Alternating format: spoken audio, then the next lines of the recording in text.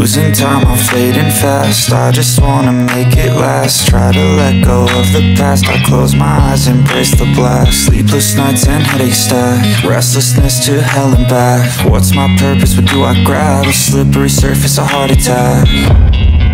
And sometimes you just gotta believe there's something that'll give you. Pedro Acosta akui titel juara Marc Marquez di antara comeback terhebat dalam sejarah. Pol Espargaro dibuat kaget oleh anehnya performa Marquez dan remuknya Bagnaia di MotoGP Catalunya 2025. Tim VR 46 Racing Team akui ingin buang Franco Morbidelli demi datangkan Pedro Acosta di MotoGP 2026. Pebalap KTM Pedro Acosta membandingkan kiprah Marc Marquez dengan legenda NBA Michael Jordan. Menurut Acosta, Marquez layak disandingkan dengan atlet-atlet hebat Spanyol seperti Rafael Nadal, Fernando Alonso, dan Marc Gasol dengan pencapaiannya. Aku sudah mengatakannya beberapa pekan lalu bahwa sudah jelas Marc akan memenangi kejuaraan ini. Namun, ketika dia juara, ini akan jadi salah satu comeback terbaik oleh seorang atlet dalam sejarah olahraga. Soalnya, kita bisa membandingkan ini dengan Michael Jordan ketika dia bermain baseball dan kemudian comeback ke basket. Kurasa dia akan jadi pebalap MotoGP pertama yang sejajar dengan legenda-legenda Spanyol Nadal, Alonso, dan Gasol. Untuk itu, kurasa ini akan jadi salah satu comeback terhebat dalam sejarah olahraga, ucap Pedro Acosta. Marc Marquez sendiri sedang diambang titel juara MotoGP 2025. Pebalap Ducati pabrikan Marc Marquez nyaris tanpa lawan di sepanjang musim ini. Dalam 15 seri yang sudah bergulir, Marquez memenangi 14 sprint race dan 10 balapan Grand Prix. Dengan hasil ini, Marc Marquez nyaman di puncak klasemen MotoGP 2025. Marc unggul 182 dari Alex Marquez di posisi kedua. Dengan konsistensi Marquez, bisa dibilang dirinya tinggal menunggu waktu sebelum merengkuh gelar juara dunia yang ke-9 dalam kariernya.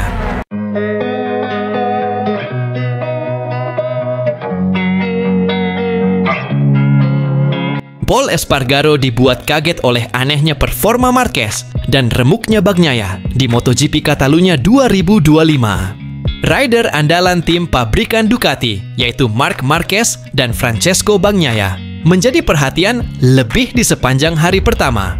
MotoGP Catalunya 2025, dalam sesi latihan bebas 1 dan praktis, keduanya mendapatkan hasil yang sangat mencolok dengan kendala yang mereka alami sepanjang sesi berjalan. Status pembalap terbaik yang masih digenggam oleh Marc Marquez, di mana dia berhasil menyudahi latihan bebas 1 di tempat ketiga dan sesi praktis di tempat keempat. Hari pertama bagi Marquez berjalan cukup baik, meskipun dirinya tidak berhasil menjadi yang tercepat. Sedangkan Bagnaia, dirinya masih belum berhasil mengatasi kesulitan yang dibawa dari seri terakhir di Hungaria Balaton Park. Aksi Bagnaia bisa dibilang sangat menyedihkan di sirkuit de Barcelona Catalunya ini dengan tak bisa menembus 20 besar. Melihat situasi yang telah dilalui Marquez dan Bagnaia di sepanjang hari pertama kemarin, komentar dilayangkan oleh Pol Espargaro, di mana menurutnya hasil 4 besar pada sesi praktis bukanlah hasil yang buruk. Namun, Espargaro merasa adanya hal yang tidak normal lantaran Marc Marquez gagal menjadi yang tercepat di 2 sesi tersebut. Finish keempat hari ini di sesi praktis. Di luar 3 besar memang sangat bagus. Tetapi jika kita berbicara tentang Marc Marquez, bisa dibilang ia sedikit tersendat, yang mana ini tidak normal, kata Pol Espargaro, dilansir dari Motosan.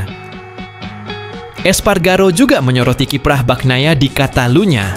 Dirinya justru lebih kesulitan kali ini dibandingkan dengan seri sebelumnya. Mungkin ini sulit diterima lantaran Bagnaia merupakan pemenang pada GP Catalunya musim lalu. Bagnaia tidak membalap seperti yang biasa kita lihat. Saya yakin dia akan menunjukkan performa terbaiknya, tapi dia lebih menderita dari sebelumnya. Jika dia menderita di Balaton Park, tidak ada yang menyangka akan mengalaminya juga di Barcelona.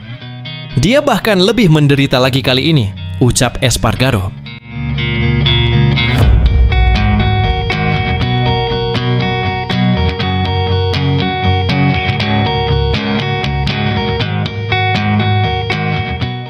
Manajer tim Pertamina Enduro VR 46 Racing Team, Pablo Nieto, mengakui pihaknya sempat berpikir membuang Franco Morbidelli demi Pedro Acosta untuk MotoGP 2026.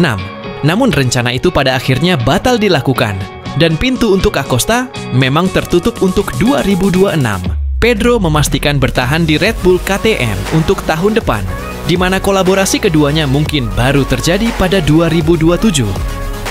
Di mana Frankie baru saja memperpanjang kontraknya bersama VR 46 hingga 2026. Ia akan kembali bertandem dengan Fabio Di Giannantonio yang punya durasi kontrak dengan Ducati hingga tahun depan. Situasi itu sempat membuat VR 46 galau, lantaran mereka menginginkan Acosta tetapi harus membuang Frankie dan tak mungkin melepas Di Giannantonio. Nieto mengungkapkan Acosta adalah pembalap yang berkualitas.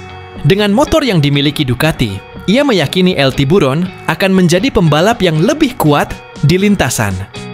Tentu saja, kami sangat tertarik pada Pedro. Tapi saya pikir semua tim tertarik pada Pedro. Kami tahu potensi yang dimiliki Pedro. Kami tahu bahwa dengan motor berbeda, Pedro bisa melakukan sesuatu yang sangat penting. Tentu saja, sekarang pun dia sudah melakukan hal-hal besar. Nieto juga belak-belakan menuturkan, sempat bicara dengan Morbidelli terkait situasi tim. Mereka bisa saja melepas anak didik Valentino Rossi demi memberi jalan untuk Acosta tahun depan. Pada akhirnya, posisi kami sangat jelas dengan Frankie. Kami memberitahunya hampir setiap waktu, karena pada akhirnya penting bagi pembalap untuk mengetahui situasinya. Tapi kamu tidak pernah tahu. Kamu tidak pernah tahu apa yang akan terjadi di masa depan. Kamu tidak pernah tahu apa yang sedang berlangsung. Dan kami juga harus tetap membuka pintu untuk semua pembalap, papar Nieto. Try to let go of the past. I close my eyes, embrace the blast. Sleepless nights and headaches stack. Restlessness to hell and back. What's my purpose? What do I grab? A slippery surface, a heart attack. And sometimes you just gotta believe.